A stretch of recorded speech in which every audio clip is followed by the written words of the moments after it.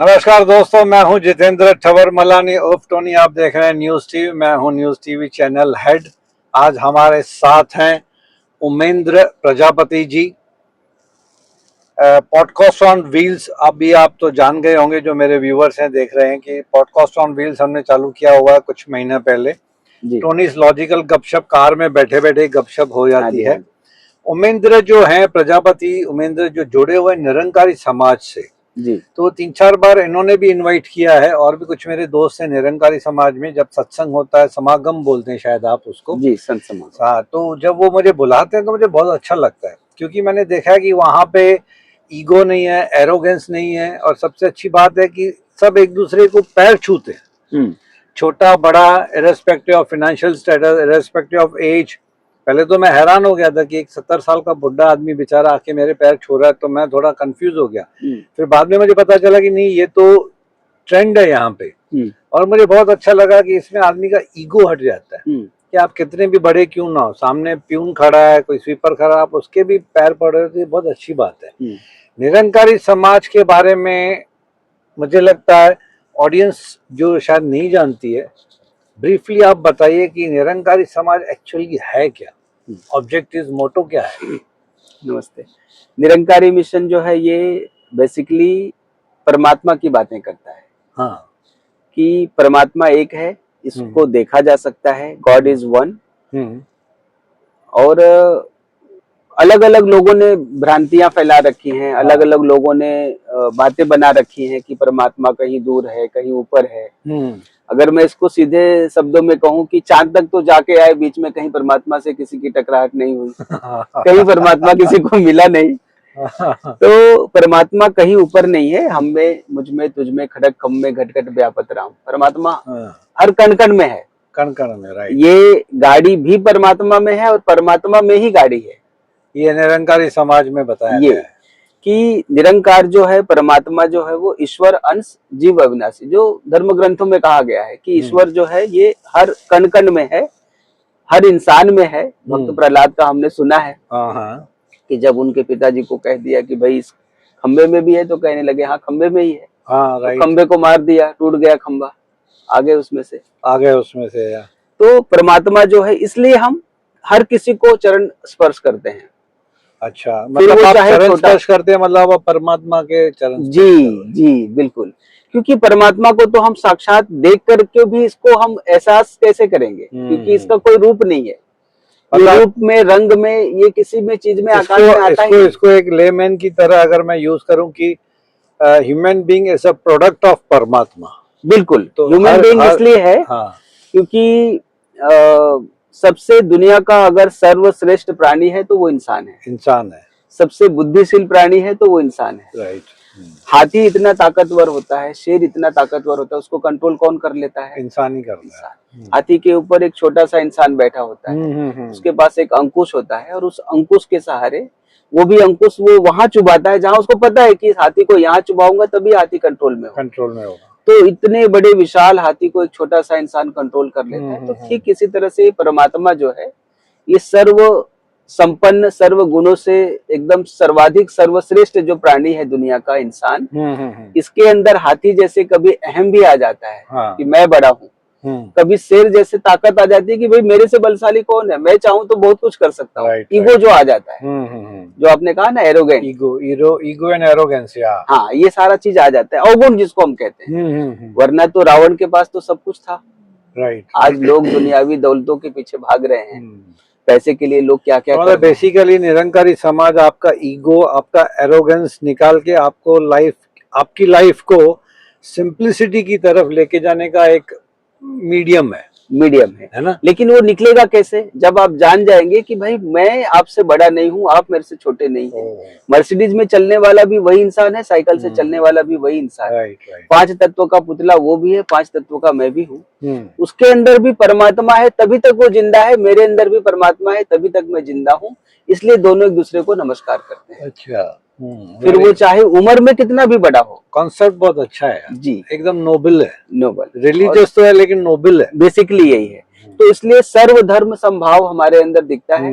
हम सभी धर्म का आदर करते हैं, सभी धर्मों का सम्मान करते हैं। निरंकारी समाज किन स्वामी साहब ने स्टार्ट किया था? ये हमारे निरंकारी बाबा बूटा सिंह जी, वहां से शुरुआत हुआ। बाबा बूटा सिंह, बाबा बूटा उनका सिंह। नाम कहीं तो मैंने गूगल में बीच जी। में पढ़ा था काफी। और बेसिकली शुरुआत तो हमारे मिशन की हुई पेशावर से, पाकिस्तान हाँ, से। पेशावर से, राइट। तो वहां से होते होते फिर 1947 में बाकायदे इसकी स्थापना हो गई। फिर वहां से हमारा मिशन चलते रहा, और बचपन से क्योंकि हम इसमें इन्वॉल्व हैं, तो हम ये जैसे सांसें हम ले रहे हैं, जैसे जीवन जी रहे हैं, बस ऐसे ही है। अच्छा। कुछ अलग से एफर्ट्स नहीं डालना पड़ रहा है।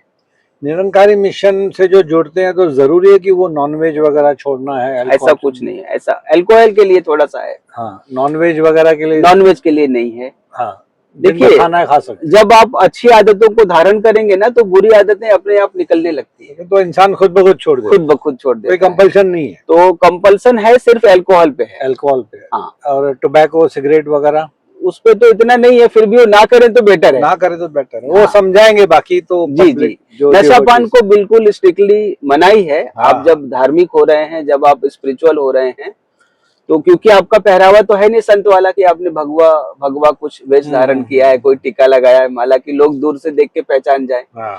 तो मेरे आचरण से, मेरे शब्दों से, मेरे बॉडी लैंग्वेज से, मेरे शब्दों से, मतलब अब जैसे लोगों के बीच में जाऊंगा, मैं क्या कह रहा हूँ, कैसे उठ रहा हूँ, कैसे बैठ रहा हूँ, मेरा आचरण कैसा है, मेरा उसी से समझेंगे ना कि ये संत हैं।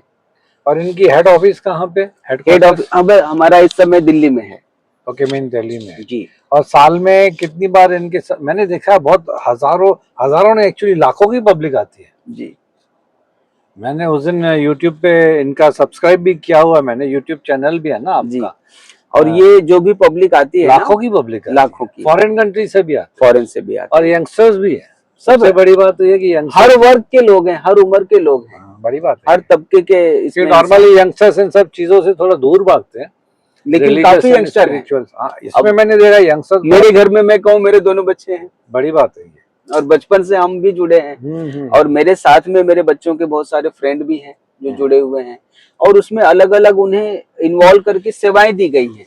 तो भाई आप इसमें सेवा में इन्वॉल्व रहो, ताकि यहाँ वहाँ दाएं बाएं आप ना भटको। हाँ, बढ़ने और आपका माइंड जो है वो एक अच्छे काम में लगा जी बिल्कुल। वो जैसे कहते हैं ना कि घोड़े को दोनों तरफ वो बांधा रहता है, ताकि घोड़ा सीधा देखे सिर्फ, अगल बगल में उसका ध्यान ना भटके।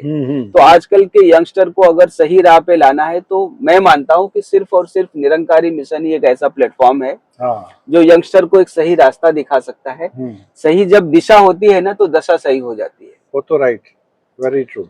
वो कहते हैं ना कि कश्तियां बदलने की जरूरत नहीं है, दिशा को बदलो, किनारे बदल जाएंगे। आप डायलॉग्स अच्छा बोलते हो यार। बस कृपा है, आशीर्वाद है। जो आ जाते हैं सब सिखा हुआ है, और सिचुएशन के हिसाब से बोलते हो। जी जी। तो आपका मतलब निरंकारी मिशन में, जैसे कि आपने बोला कि बचपन से ही ऑलमोस्ट आप जुड़े हुए हैं जी, तो क्या वाकई में मन की शांति मिलती है? बिल्कुल मिलती है। माइंड स्टेबल रहता है? माइंड स्टेबल कब होगा आप मुझे बताइए? क्या बहुत पैसे आ जाने से माइंड अच्छा हो जाएगा? क्या बहुत कुछ उपलब्धियां सब, आप बहुत अच्छे, कुछ आपको पोस्ट मिल गया, प्रधानमंत्री बन गए, मन की शांति नहीं मिलती? मोदी जी को आज शांति मिली है, तो क्या वो प्रधानमंत्री बन गए इसलिए मिल गई? काम स्पिरिचुअल नहीं, वो स्पिरिचुअल है, काम तो कर रहे हैं, लेकिन आप बेसिकली अगर उनकी जीवनी पढ़ेंगे तो वो स्पिरिचुअल है, आध्यात्मिक है, इसलिए उनके मन को शांति है। अच्छा। वो 3 घंटे भी सो लेंगे फिर भी उनका मन शांत रहेगा। क्योंकि जब तक आप अपने मन पर कंट्रोल नहीं कर पाएंगे, और मन का जो सुप्रीम पावर है ये परमात्मा है। राइट। हम सभी आत्माएं हैं, आप भी आत्मा है, मैं भी आत्मा हूँ। इस पे सॉरी टू इंटरप्ट, आपने मेरे दिल की 2 बातें मेरी जुबानी आपने बोल दी। सुप्रीम पावर जी, मैंने भगवान का नाम रखा है मिस्प, MISP, मैंने उसका लॉकेट भी बनाया हुआ है मैंने।